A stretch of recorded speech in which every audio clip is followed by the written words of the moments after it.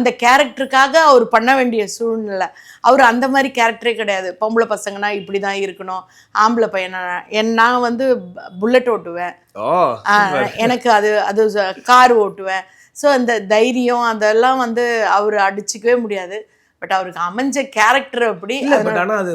அதுலயும் வந்து இருந்துச்சு கண்டிப்பா அந்த காலத்து சூழ்நிலைக்கு என்னவோ அதுக்கேத்த மாதிரி அவரோட இதை வந்து அவர் சரகோப்பன் அந்த படம் சிக்கனமா இருக்கிறத தாண்டி ரொம்ப எமோஷனலா ஒரு கேரக்டரா இருக்கும் அந்த படத்துல. ஏன்னா அங்க இந்த ஹியூமர் இருக்கும், அதுக்கெல்லாம் இடமே இருக்காது அந்த கேரக்டர்.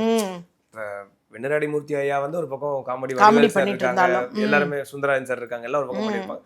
வினு சாரோடைய கேரக்டர் ரொம்ப சீரியஸான ஒரு கேரக்டரா இருக்கும். ஏன்னா இப்போ வந்து வி சேகர் சார் படம்னா பார்த்தீங்கன்னா வந்து டேடி வந்து மேக்ஸிமம் வந்து இந்த வில்லன் எம்எல்ஏ, அந்த ஒரு தொகுதி எம்எல்ஏவா இருப்பாரு, அது நல்லது பண்ணணும்னு நினைப்பாங்க. அப்புறமா நிறைய விஷயங்கள் அவர் பண்ணியிருக்காரு. ஸோ வி சேகர் சார் வந்து யோசிச்சிருக்கலாம், இந்த மாதிரி ஒரு கேரக்டர் கொடுத்து பார்க்கலாம், ஒரு ஃபேமிலி ஓரியன்டா. வடிவுக்கரசி அம்மா வந்து ஜோடியா நடிச்சிருப்பாங்க. ஆம்பளை அப்படின்ற ஒரு அந்த கெத்து காட்டுற மாதிரி ஒரு கேரக்டரா ஒருவேளை அது இருந்திருக்கும். கிடைக்கிற எல்லா ஆப்பர்ச்சுனிட்டியும் அவர் 100% யூட்டிலைஸ் பண்ணியிருக்காரு. அதனால தான் இன்னைய வரைக்கும் நம்ம அவரை பத்தி பேசிட்டு இருக்கோம்.